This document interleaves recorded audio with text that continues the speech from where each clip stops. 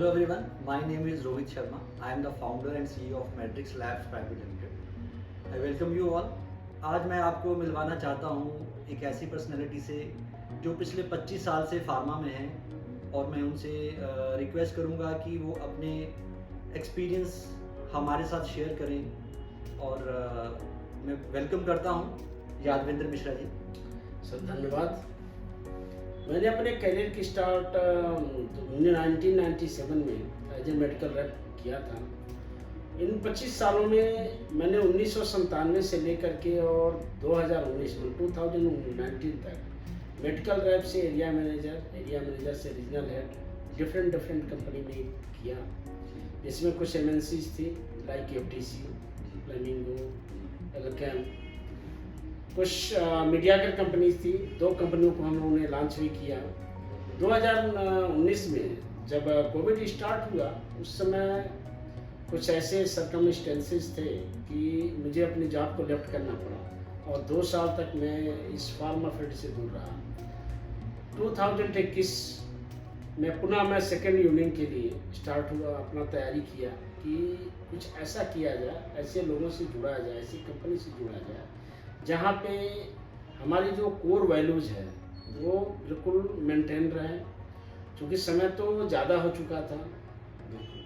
पुनः मेरे एक परम मित्र हैं मिस्टर पंकज त्रिपाठी, जो फार्मा के सबसे पुराने कहा जाए तो महारथी में एक माने जाते हैं। उनके द्वारा हमने जो है चंडीगढ़ हम आए और चंडीगढ़ आने के बाद से डिफरेंट कंपनीज को सर्च किया गया। लकीली आपसे मुलाकात हुई, भाग्यशाली मानता हूँ सर आप हमारे साथ जुड़े। आपके वहाँ एक चीज़ सबसे अच्छी लगी कि जो प्लेटफॉर्म आपने तैयार किया है लाइक MNCs, कोशिश जारी है सर, ये तो शुरुआत है। आपके product selection, quality, product knowledge और उसके साथ साथ अगर देखा जाए तो जो आपके पास वेल ट्रेंड स्टाफ था, लाइक अगर प्रोडक्ट डिपार्टमेंट की बात की जाए, उसकी बात की जाए, नंबर 1 का है। आपकी जो पैकिंग डिपार्टमेंट की बात किया जाए, बिलिंग डिपार्टमेंट की बात किया जाए, या फिर अगर आज ऑर्डर दिया जाए पता चलता है कि वो 24 घंटे के अंदर वो मूव कर गया। इससे पहले आगे बढ़ने से पहले सर मैं आपसे कुछ पूछना चाहूँगा कि आपने एक तरह से पूरे ज़िंदगी के 25 साल इस कहते हैं 1/4 अपनी ज़िंदगी, 1/4 तो कम होगी, 1/3 ज़िंदगी आपने फार्मा में आप दे चुके हैं। बिल्कुल। तो इस 25 सालों में आपने क्या ट्रांसफॉर्मेशंस, क्या बदलाव देखे? देखिए सर, जब हम लोगों ने अपने करियर का स्टार्ट किया था उस समय as per drug and cosmetic act था कि हम डायरेक्टली की मेडिकल की किसी भी दवाओं का डायरेक्ट एडवर्टाइजमेंट नहीं कर सकते थे। तो डॉक्टरों तक, चूँकि दवाएं जो होती हैं वो जीवन रक्षक होती हैं, इन जीवन रक्षक दवाओं के बारे में जानकारी देने के लिए उस समय जितनी भी अच्छी कंपनियां थी, गिनी चुनी तो 10-20 कंपनियां हुआ करती थी, उन कंपनियों ने अपने मेडिकल रेप की नियुक्ति की और वो मार्केटिंग उसमें रिप्रेजेंटेटिव हुआ करते थे।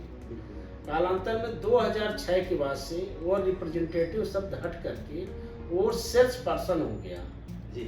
जब याद करें हम, तो जब रिप्रेजेंटेटिव हुआ करता था उस समय का दौर दूसरा था, लेकिन जब सेल्स पर्सन में आया वह दौर दूसरा आ गया। जब MBA धारक इस फील्ड में एंट्री की उसके बाद से कंपनियों में स्प्लिट स्टार्ट हुआ। जो पहले एक कंपनियां हुआ करती थी उन्होंने अपने 6-6, 10-10 अपने जो है ब्रांचेज बना लिए। बट इससे तो फार्मा की ग्रोथ भी हुई है सर काफ़ी, हम कहें तो। सर कह सकते हैं, पॉजिटिव मानेंगे नेगेटिव? नहीं पॉजिटिव मानूंगा, लेकिन हमारे जो कस्टमर्स थे, कस्टमर्स तो वही थे। कस्टमर्स के ऊपर क्या हुआ, भीड़ बढ़ती चली गई। और कस्टमर्स के ऊपर क्या हुआ, जो डॉक्टर्स हमारे थे, बेसिकली कस्टमर मीन्स डॉक्टर्स, और डॉक्टर्स के ऊपर आप देखेंगे जब भीड़ बढ़ी उनके पास चूज करने के लिए बहुत बड़ा फील्ड हो गया। बिल्कुल सही। इसी बिटवीन में आप देखेंगे 2010 के बाद फार्मा फ्रेंचाइजी, मार्केटिंग ऐसी जो है आपकी, जैसे चंडीगढ़ में बनी माजरा है, बद्दी चले जाइए, ये गवर्नमेंट की ऐसी रूल आई कि उस रूल के बाद से फार्मा फ्रेंचाइजी की संख्या बढ़ती गई। उसमें बहुत सारे लोगों ने एंट्री किया। उस समय आपके फार्मा की जो है 2016 तक 300% की ग्रोथ थी। उसको लेकर के लोगों ने एंट्री कर दिया। लेकिन आने वाले दिनों में, लेकिन देखिए दो चीज़ें हैं इस फार्मा में, एक तो आपकी मैन्युफैक्चरिंग है, सेकंड मार्केटिंग है। जी। मैन्युफैक्चरर्स की संख्या बढ़ी, भारत एक हब बना फार्मास्यूटिकल का, मोदी जी बहुत अच्छा काम कर रहे बहुत हैं। अच्छा काम किए। ये मैं कह सकता हूँ कि प्राउडली कि आपका जो है मैन्युफैक्चरिंग हब है इंडिया। जी जी। ये तो आपने कोविड में देख ही लिया बिल्कुल बिल्कुल। कि हमने अमेरिका जैसे देश को पैरासीटामोल का निर्यात किया। बिल्कुल बिल्कुल सही। जिस देश को हमें पिछड़ा कहा जाता था, हम विकसित राष्ट्र को दवाएं भेज रहे हैं। बिल्कुल हनुमान जी की तरह से हमने कोविड की बहुत सारे वैक्सीन्स भेजे। बिल्कुल सही। ठीक, तो उसके बाद एक पहला पहलू है कि हम मार्केटिंग मैन्युफैक्चरिंग में आगे आए। साथ में हम मार्केटिंग में भी उतने ही, एक मैन्युफैक्चरर के साथ जी 10 मार्केटिंग करने वाले जुड़े हैं। जी। उन 10 में क्वालिटी को मेंटेन करते हुए आगे बढ़ना, ये अपने आप में बड़ा ही दुरूह काम है। It's not a very easy job. सही बात है। तो पहले हमारे पास क्या होते थे, कस्टमर्स के पास कम चूज करने के लिए उनके पास 10 कंपनियां थी और 10 कंपनियों में एक कंपनी को निकला। आज कस्टमर जो डॉक्टर हैं उनके पास सैकड़ों कंपनियां हैं, तो जाहिर सी बात स्ट्रगल तो होगा। और कहा जाता है सर्वाइवल ऑफ द फिटेस्ट। बिल्कुल सही बोला सर आपने। तो सर्वाइवल ऑफ द फिटेस्ट यह थ्योरी जो है आज के डेट में लागू होती है। सर अब एक्चुअली हमारा तो यही विजन है कि हम जो नया स्टार्टअप करना चाहते हैं उनकी मदद कर पाए। तो आप जैसे आप 25 साल एक फार्मा इंडस्ट्री को दे चुके हैं, आपने भी बिजनेस को शुरू किया, तो अकॉर्डिंग टू यू एक कंपनी को चूज़ करने के लिए, चाहे वो मार्केटिंग वाली है या मैन्युफैक्चरिंग वाली है, आपके हिसाब से क्या पैरामीटर्स होने चाहिए? देखिए सर, किसी भी कंपनी को चूज करने के लिए 3 पैरामीटर हमारे न्यू कमर के लिए मैं बोलना चाहूँगा कि किसी भी कंपनी को चूज करने के लिए 3 चीज़ का है। मोटा मोटी जिन कंपनियों की आगे आर न लिखा हो, रजिस्टर्ड न हो, जी वह ट्रेडमार्क, चाहे वो प्रोडक्ट पे हो जी या कंपनी को, उनको बिल्कुल टच ना करें। जी और रजिस्ट्रेशन के बाद ही अपना आर रजिस्टर्ड है, और रजिस्टर्ड है तो जाहिर सी बात अपनी क्वालिटी वो मेंटेन करेंगे। जी क्योंकि ये दवा जो है, जो मेडिसिन्स हैं, मेडिसिन्स कई चैनल से गुजरते हैं, और गुजरने के बाद से अगर उसकी एफिकेसी मेंटेन नहीं रहती है तो फिर ना दवा उनकी काम करेगी। किसी पेशेंट को अगर दवा दी जाएगी वह भी काम नहीं करेगा, वाला चीज़। सेकेंड चीज़ उनको ये देखना चाहिए कि उस कंपनी का, उस चाहे वो मार्केटिंग हो या फिर मैन्युफैक्चरिंग हो, उनका टर्नओवर क्या है। सर ऐसे तो अगर टर्नओवर कम होगा फिर तो नए स्टार्टअप कैसे उठेंगे? नहीं, मैं आगे बता रहा हूँ आपको। जी थर्ड, उनको ये देखना चाहिए कि कंपनी कितनी पुरानी है और उसने क्या क्या, अगर मार्केटिंग वाली कंपनी है तो मार्केटिंग के पास उनका प्रोडक्ट डिपार्टमेंट है कि नहीं है। जी पीएमटी पीएमटी जिसको बोला जाता है, यह पीएमटी होना बहुत ही नितांत जरूरी है। आजकल क्या हो रहा है, लोग कोई भी कंपनी खोल ले रहा है, पीएमटी 0 हो जा रहा है। अगर मैन्युफैक्चरिंग है तो उसके पास अपनी R&D है कि नहीं है, WHO सर्टिफाइड है कि नहीं है। पता चला सर जी हम WHO ना GMP कोई सर्टिफाइड कर ही नहीं, हम मैन्युफैक्चरिंग कर रहे हैं, लोन लाइसेंस लेकर के कर रहे हैं। तो इन 2 चीज़ों को ध्यान रखते हुए, थर्ड, मेरा मार्केटिंग का कितना अनुभव है। अगर नया है तो एटलीस्ट वो 2 साल 3 साल तक किसी के अंडर में रह करके अनुभव ले ले, उसके बाद ही आवे। तीसरा, पूंजीगत पूंजी की बात होती है। पूंजी इतनी कोई बहुत मायने नहीं रखती है। आजकल सारी कंपनियां 1 या 2 बार आप जब इन्वेस्टिंग करा लेते हैं, उसके बाद से वो आपको क्रेडिट देना शुरू करती है, बशर्ते आप ईमानदारी पूर्वक। बट सर अभी तो सिनेरियो चेंज हुआ है। अगर मैं उधार की बात करूं तो उधार तो कम से कम होना चाहिए। बिल्कुल सही आपने कहा। आज का जो दौर है यह कैश की दौर है, बिल्कुल। लेकिन ऐसा नहीं है। अभी आज के भी डेट में यदि आपका सिस्टम सही है, सिस्टम को आप फॉलो करते हैं, तो 21 दिन के लिए आपको क्रेडिट तो मिल ही जाता है। तो मैं नए कमअप के लिए यह रिक्वेस्ट करूंगा कि वो जब भी आवे, हर तरफ से एक सोच विचार करके आवे।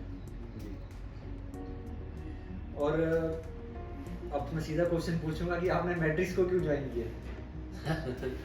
मैड्रिक्स हमने जो ज्वाइन किया था उसका रहा कि पूरे दिन भर यहाँ का पीएमटी डिपार्टमेंट मुझे बहुत अच्छा लगा, बहुत प्यारा लगा।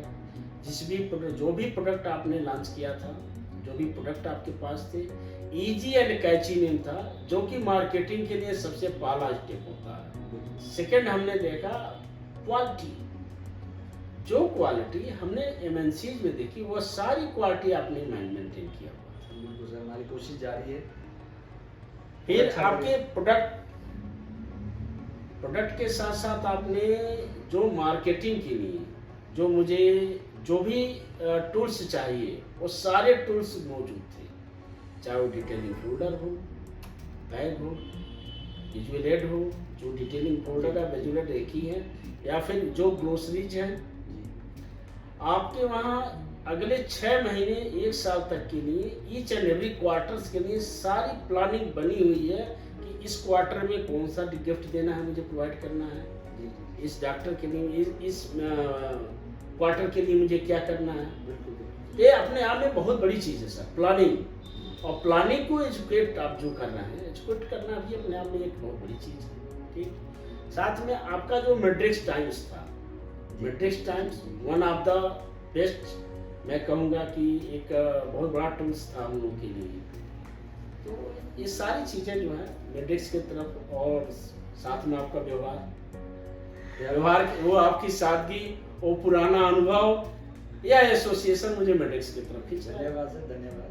कहते हैं आपके व्यवहार से ही आपका व्यापार होता है, तो मैं हमेशा कोशिश करता हूँ व्यवहार अच्छा रहे ताकि व्यापार बढ़ता रहे। बिल्कुल ठीक है। तो इन शॉर्ट सर, बस 2 लाइनें चाहूँगा कि आप जो नया बिजनेस शुरू करना चाहते हैं, सिर्फ 2 लाइनों में क्या कहना चाहेंगे? देखिए, जो नया बिजनेस करना चाहते हैं या जो भी नए कमअप पाना चाहते हैं, पूरी तैयारी के साथ हमें अच्छी कंपनी को ढूंढें, अच्छे लोगों से मिलें, प्रोडक्ट नॉलेज लें, फील्ड के बारे में नॉलेज लें, और जिससे भी मिले बढ़िया से लें, चाहे वो आपसे मिले, हमसे मिले। ठीक है, और हमारा भी दायित्व बनता है कि हम उनको इनकरेज करें। बिल्कुल भाई, वो हमारी आने वाली पीढ़ियां हैं, और प्रेशर लेकर के काम ना करें। आजकल जितने भी न्यू कमा रहे हैं वो उनके साथ प्रेशर बहुत है। प्रेशर लेकर के ना करें, बिल्कुल फन के साथ करें, अपने सीनियर्स को रिस्पेक्ट दें, जो कि आज के युवा पीढ़ी के लिए ये बहुत बड़ा संदेश है, रिस्पेक्ट देना।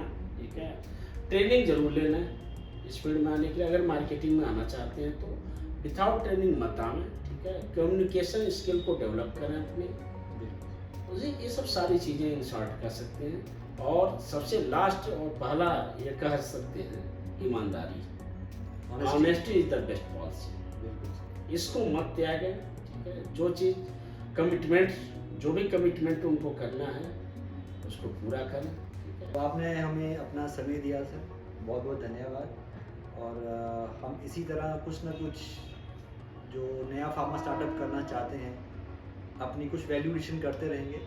और इस वीडियो को देखने के लिए आपका बहुत बहुत धन्यवाद।